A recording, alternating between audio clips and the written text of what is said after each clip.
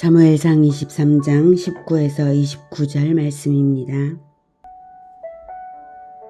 그때에 10사람들이 기브아에 이르러 사울에게 나와 이르되 다윗이 우리와 함께 광야 남쪽 하길라산 숲을 요새에 숨지 아니하였나이까? 그러하온즉 왕은 내려오시기를 원하시는 대로 내려오소서. 그를 왕의 손에 넘길 것이 우리의 의문이이다. 하니 사울이 이르되 너희가 나를 긍휼히 여겼으니 여호와께 복받기를 원하노라. 어떤 사람이 내게 말하기를 그는 심히 지혜롭게 행동한다 하나니 너희는 가서 더 자세히 살펴서 그가 어디에 숨었으며 누가 거기서 그를 보았는지 알아보고 그가 숨어있는 모든 곳을 정탐하고 실상을 내게 보고하라. 내가 너희와 함께 가리니 그가 이 땅에 있으면 유다 몇천 명 중에서라도 그를 찾아내리라 하더라. 사랑하는 형제 여러분, 3월 25일 금요일 새벽 목상에 오신 것을 환영합니다. 무고하게 사울의 추격을 당하는 가운데 하나님은 다윗을 성숙하게 이끌어가고 계시는데요. 결정에 앞서서 하나님께 여쭈어보는 신본적 태도가 자리 잡히고 도망자 신세이면서도 블레셋의 침탈을 당한 그일라를 구원했습니다. 그일라의 다윗을 잡으러 큰 군대를 이끌고 사울이 올 때에 십광야로 피해서 이주했고요. 십광야에 찾아온 요나단은 다윗이 왕이 될 것을 자기 아버지 사울도 안다면서 다윗을 위로하고 더욱 하나님을 힘있게 의지하도록 힘을 실어 주었습니다.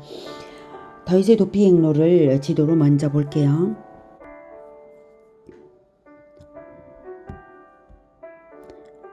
여기 보면 다윗이 헤레스풀에 숨어 있었죠.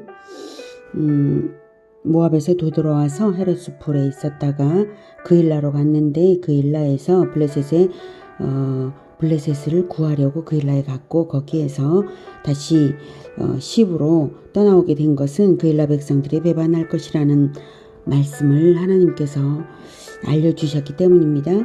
그리고 여기에서 다윗과 요나단의 만남이 있어서 이제 마온 황무지로 이제 떠나게 이제 됩니다.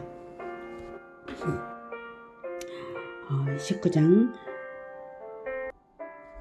19절 그때에 10사람들이 기브아에 이르러 사울에게 나와 이르되 다윗이 우리와 함께 광야 남쪽 하길라산 숲을 요새에 숨지 아니하였나이까? 그러온즉 왕은 내려오시기를 원하시는 대로 내려오소서. 그를 왕의 손에 넘길 것이 우리의 의문이다니. 네. 그일라에서는 그일라 사람들이 배신하기 전에 다윗이 먼저 그일라를 떠났는데요. 사울이 85명 제사장을 학살한 이후 이스라엘 사람들이 다윗을 배반할 가능성은 어디서든지 있음을 짐작할 수 있어요. 아니나 다를까 10사람들이 다윗의 은신처를 사울에게 상세하게 밀고 했습니다. 21절 사울이 이르되 너희가 나를 긍휼히 여겼으니 여호와께 복받기를 원하노라. 네. 다윗을 죽이려고 제사장들을 학살하기를 서슴지 않았던 하나님께 대하여 정면 도전을 하고 있는 사울이 여호와께 복받기를 원하노라 하고 축복하고 있네요. 진리를 떠난 자 사울의 모순과 가증한 위선입니다. 입술로는 하나님을 경외하나 마음은 심히 멀리 있는데요. 그의 말대로 될 리가 없죠.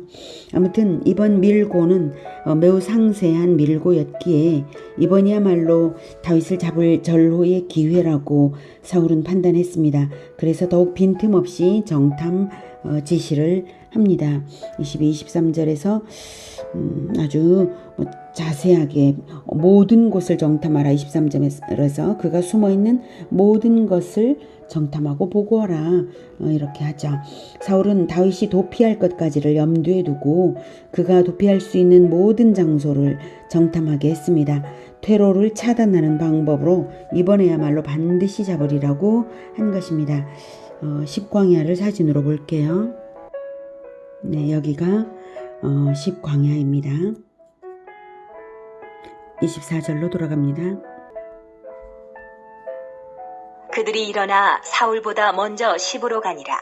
다윗과 그의 사람들이 광야 남쪽 마온 광야 아라바에 있더니 사울과 그의 사람들이 찾으러 온 것을 어떤 사람이 다윗에게 아뢰매 이에 다윗이 바위로 내려가 마온 황무지에 있더니 사울이 듣고 마온 황무지로 다윗을 따라가서는 사울이 산 이쪽으로 가매 다윗과 그의 사람들은 산 저쪽으로 가며 다윗이 사울을 두려워하여 급히 피하려 하였으니 이는 사울과 그의 사람들이 다윗과 그의 사람들을 애워싸고 잡으려 함이었더라.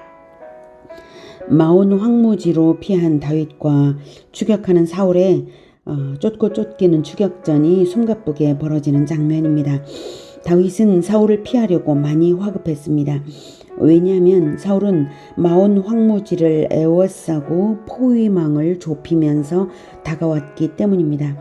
그일라에서처럼 사울은 모든 병력을 이끌고 왔던 것 같습니다.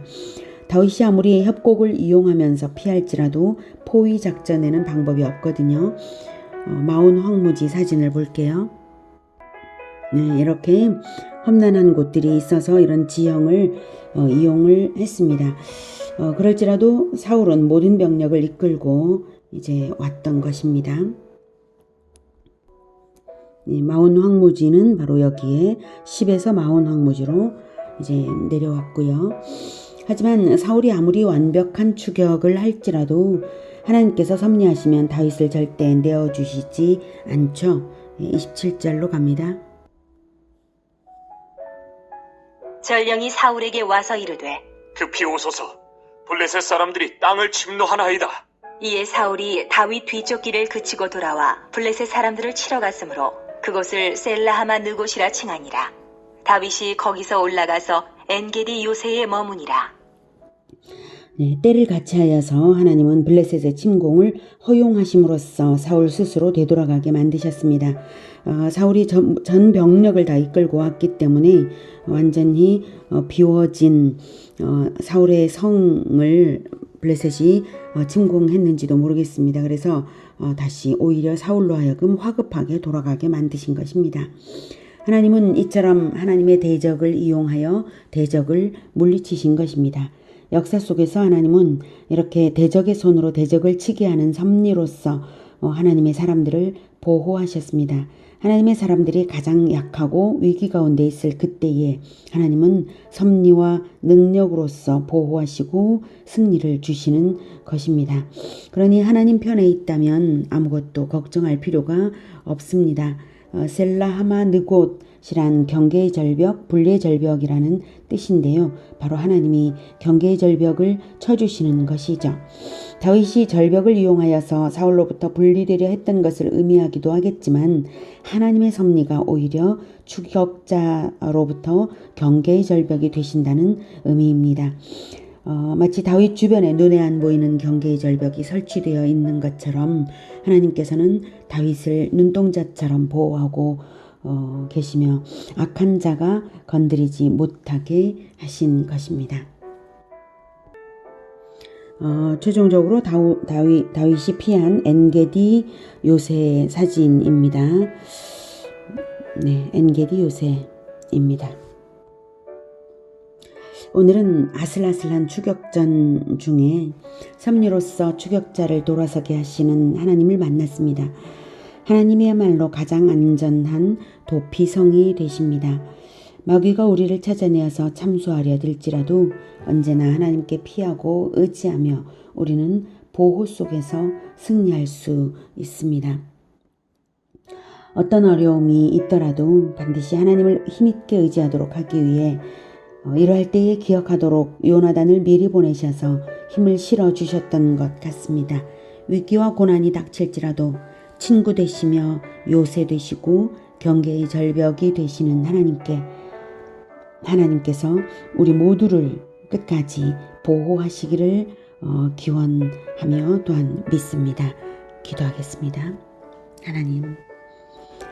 하나님께서는 우리의 요새 되시고 경계의 절벽이 되어주십니다. 그리고 또한 늘 함께 하시는 우리의 친구 되십니다. 하나님, 우리가 아무리 어려움 가운데 있을지라도 두려움 없이 하나님만 의지하면서 하나님께 피하면서 늘 평안하게 주님 도와주시며 늘 안전하게 도와주시며 승리하게 마침내 승리하게 하여 주시옵소서. 주님께서 늘 함께 하실 줄을 믿사옵고 예수님의 이름으로 기도드립니다. 아멘. 이어지는 시간은 개인 기도 시간입니다.